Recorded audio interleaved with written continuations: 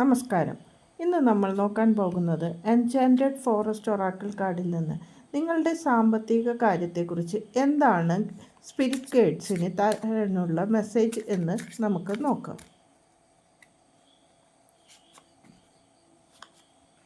രണ്ട് കാർഡുകളാണ് എടുത്തിരിക്കുന്നത്. ഫൗണ്ടൻ ഓഫ് യൂത്ത് എന്നതും വിസ്പറിംഗ് ഫേൺ എന്നതുമാണ്. Let go of what no longer serves you highest good.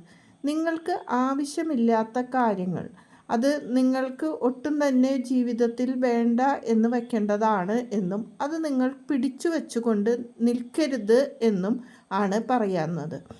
U highest good, നിങ്ങൾ നിങ്ങളുടേതായ കാര്യങ്ങളിൽ പലതിലും ഉന്നതിയിലെത്തേണ്ട വ്യക്തിയാണ്. പക്ഷേ പല കാര്യങ്ങളും നിങ്ങളുടെ ജീവിതത്തിൽ ഹോൾഡ് ചെയ്ത് വച്ചതുകൊണ്ടാണ് അതിൽ നിന്ന് ഒരു തടസ്സം വരുന്നത് എന്നാണ് സ്പിരിറ്റ് ഗൈഡ്സ് ഇവിടെ പറയുന്നത്. വിസ്പറിംഗ് ഫേൺ എന്നതാണ് trust your intuition to guide you on your path. നിങ്ങളുടെ പാതയിലേക്ക് പോകുന്നതിനെ, നിങ്ങളുടെ ഇൻറ്റ്യൂഷനെ വിശ്വസിക്കുക എന്നാണ്. നമ്മൾക്ക് ചില കാര്യങ്ങളിൽ തീരുമാനങ്ങൾ എടുക്കുമ്പോൾ നമ്മുടെ ആന്തരിക മനസ്സിൽ ചില കാര്യങ്ങൾ ഉടൻ തന്നെ കയറി വരും. ചിലത് വേണ്ട എന്നും വേണമെന്നും. അതേപോലെ വരുന്ന ഇൻറ്റ്യൂഷനുകളെ വിശ്വസിച്ചുകൊണ്ട് നിങ്ങൾ മുന്നോട്ട് പോവുക എന്നാണ് പറയുന്നത്.